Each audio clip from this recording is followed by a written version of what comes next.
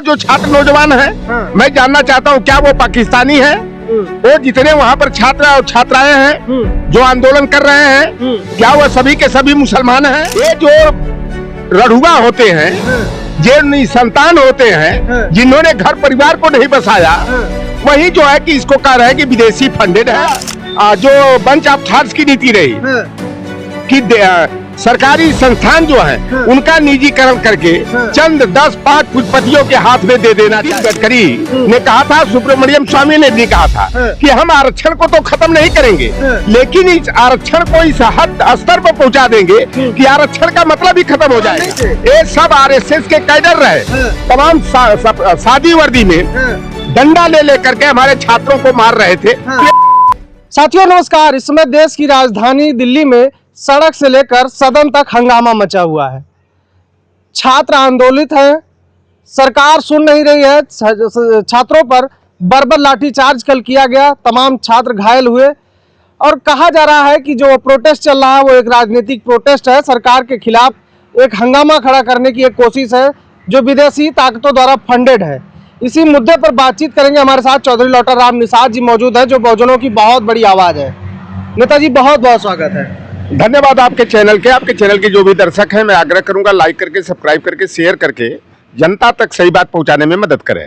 आपकी आपके पार्टी की सांसद डिंपल यादव जी और तमाम नेता जंतर मंतर पहुंचे थे, उन्होंने समर्थन किया और लोग कह रहे हैं कि ये जो है राजनीतिकरण किया जा रहा है आंदोलन का। इस पर आप क्या कहेंगे? देखिए, जिस तरह से भारतीय जनता पार्टी और उसके आनुषंगिक संगठन के लोग यह दुष्प्रचार कर रहे हैं कि ये विदेशी फंडेड आंदोलन है, वह जो छात्र नौजवान जो है, जो नौकरी और रोजगार के नाम पर नीट पेपर लीक आउट के मुद्दे को लेकर के जो आंदोलन कर रहे हैं सीजेपी के बैनर तले, और जो दल जो लोकतंत्र में विश्वास रखते हैं, संविधान का सम्मान करते हैं, उस दल के लोग जो है छात्र नौजवानों का मनोबल बढ़ाने के लिए उनसे कंधा से कंधा मिला के चल रहे हैं। वो जो छात्र नौजवान है, मैं जानना चाहता हूँ क्या वो पाकिस्तानी है?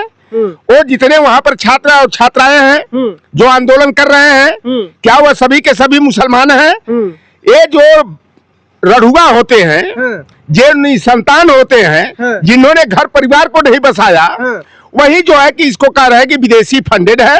और यह विभिन्न जो राजनीतिक दल है, समाजवादी पार्टी के सभी सांसद और विधायक बड़ी संख्या में छात्र नौजवानों का, ये जो सबसे बड़ी जो समस्या पेपर आउट का है, जो सबसे बड़ी समस्या बेरोजगारी का है, सरकारी संस्थानों के निजीकरण का है, और समाजवादी पार्टी ने अगर उसको समर्थन दिया तो इस तरह से कहना कि ये छात्र नौजवानों का कार्यक्रम जो है राजनीति प्रेरित है। आप कभी बंच ऑफ थॉट्स पढ़ लेना।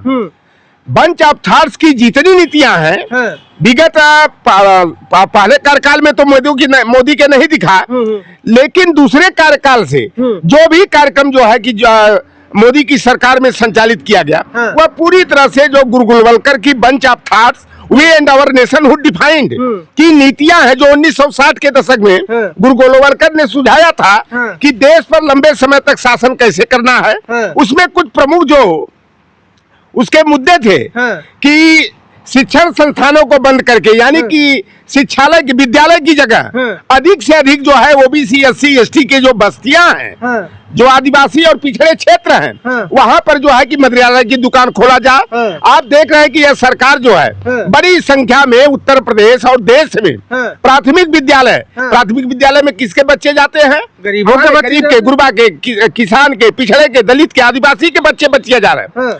उन विद्यालयों पर ताला लगा करके एक तरफ अधिक से अधिक संख्या में कंपोजिट मदिरालय खोल रहे हैं, शराब के ठेके दे रहे हैं, और एक तरफ जो है कि कंपोजिट विद्यालय खोल करके जो है हमारे जो पिछड़े तबके के, दलित तबके के, आदिवासी वर्ग के, गरीब किसान के बेटे बेटियां जो प्राइमरी के स्कूल में पढ़ाई करते थे, उन विद्यालयों को यह बंद करने का काम किया जा रहा है। दूसरा जो बंच ऑफ थॉट्स की नीति रही कि सरकारी संस्थान जो है उनका निजीकरण करके चंद 10-5 पूंजीपतियों के हाथ में दे देना चाहिए। तो ये जो कहते हैं कि कांग्रेस ने 70 वर्षों तक देश को लूटने का काम किया, तो मैं पूछना चाहता हूं कि ये गेल भेल सेल रेल ONGC है, NTPC है, पावर प्लांट है, RDSO है, DRDO है, इसरो है, एम्स है, IIT है, यूनिवर्सिटीज है, कॉलेजेज है, तमाम पावर प्लांट है, बहुउद्देशीय नदी घाटी परियोजनाएं हैं, नहरों का जो जाल बिछा है, ये समाजवादी विचारधारा पर चलने वाली कांग्रेस पार्टी का के और गैर भाजपा जो सरकारें रही हैं, उन्होंने देश की तरक्की के लिए इजाद किया। आज भारतीय जनता पार्टी और नरेंद्र मोदी और अमित शाह तमाम सरकारी संस्थानों को निजी हाथों यानी अडानी और अंबानी के हाथों दे रहे हैं। हाँ, लेकिन ठीक है, लेकिन अगर वो अडानी अंबानी को बेच रहे हैं तो उससे जो संस्थाएं हैं वो कम से कम बेहतर होंगी, सुविधाएं बेहतर होंगी, उससे उनका क्या नुकसान और देश का क्या नुकसान? देखिए, एक बार की बात है कि नितिन गडकरी ने कहा था, सुब्रमण्यम स्वामी ने भी कहा था कि हम आरक्षण को तो खत्म नहीं करेंगे, लेकिन इस आरक्षण को इस हद स्तर पर पहुंचा देंगे कि आरक्षण का मतलब ही खत्म हो जाएगा। जब सरकारी संस्थान अगर निजी हाथों में जाएंगे तो वो फुटपतियों के इशारे पर किनको जो है कि वहाँ लोक सेवक के रूप में रखना है, वो वहाँ कर्मचारी के रूप में रखना है, वो उनके ऊपर जो होता है। और जब निजी संस्थान रहेंगे तो वहाँ केंद्रीय आरक्षण नियमावली, चाहे उत्तर प्रदेश आरक्षण नियमावली है, उसका जो है कि अनुपालन नहीं किया जाएगा, मनमानी वहाँ की जाएगी, हमारा रोजगार भी घट जाएगा। बिल्कुल खत्म। देख नहीं रहे हो जो ये दावा करते थे, देश का नहीं विश्व का सबसे बड़ा झूठा नरेंद्र मोदी कि हर साल में 2 करोड़ नौजवानों को नौकरी और रोजगार देने का काम करेंगे।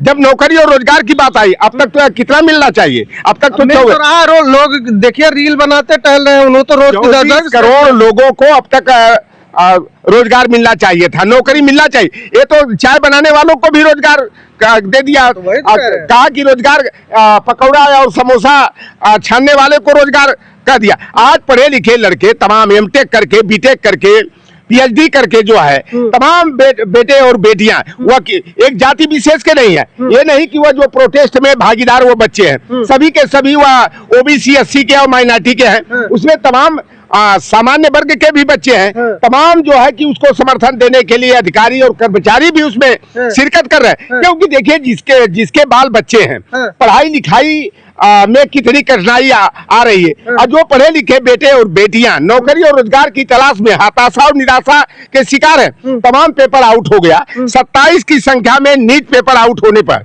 हमारे बच्चे, जिनके माँ बाप जो है अपना घर का मेहनत की कमाई को दे करके, गेहूं चावल बेच करके कोटा में नीट की तैयारी करा रहे थे, चाहे कानपुर में करा रहे थे, लखनऊ और दिल्ली में करा रहे थे, पेपर आउट हो जाने से तमाम बच्चे हतोत्साहित हुए। और इस सरकार की जो छात्र नौजवान विरोधी नीति है, और उसके परिणाम स्वरूप 27 बच्चे आत्महत्या करने के मजबूर हो गए। तमाम बच्चे डिप्रेशन की स्थिति में पहुंच गए।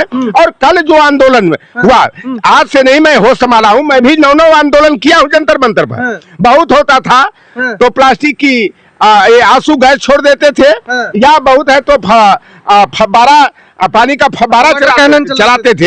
ये पहली बार इस सरकार में तानाशाही देखी गई, ये हिटलर शाही देखी गई कि हमारे बच्चों पर के ऊपर बेरहमी पूर्वक जो है लाठी चार्ज किया गया, मारा पीटा गया, बुरी तरह से घायल किया गया।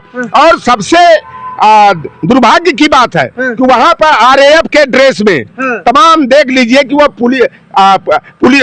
पुलिस देखने में एक सामान्य व्यक्ति कहेगा यह पुलिस का जवान नहीं है, ये आर्मी के जवान नहीं थे, ये सब RSS के कैडर रहे। तमाम सादी वर्दी में डंडा ले लेकर के हमारे छात्रों को मार रहे थे। तो ये पूरी तरह से अमित शाह ने जो है RSS के कैडर को लाठी डंडा दे करके, फर्जी पुलिस बना करके छात्र नौजवानों की जिस तरह से निर्ममता पूर्वक पिटाई किया है, तो यह सरकार विनाश काले विपरीत बुद्धि। लेकिन वो तो कह रहे हैं कि जो छात्र हैं वो क्लासरूम में पढ़ाई कर रहे हैं, कोचिंग में पढ़ाई कर रहे हैं, वो जो सब आंदोलन जीवी लोग हैं जो विदेशी फंडेड हैं, और तमाम राजनीतिक पार्टियों द्वारा इनको इस प्रोटेस्ट को खड़ा किया गया सरकार को गिराने के लिए। मैं पहले कह दिया, जिनके पास परिवार होगा, बाल बच्चे पैदा किया होगा, उसको दर्द मालूम हुआ। ये निठल्ले और रढ़ुए जो हैं, उनको क्या RSS वाले रढ़ुआ रहते हैं, और भी शब्द होता है जो संतोष दुबे जी ने कहा था। तो ये तो बच्चा पैदा करते नहीं है। अगर बच्चा पैदा किए होते ना, तब मालूम होता कि संतानों के भरण पोषण के लिए,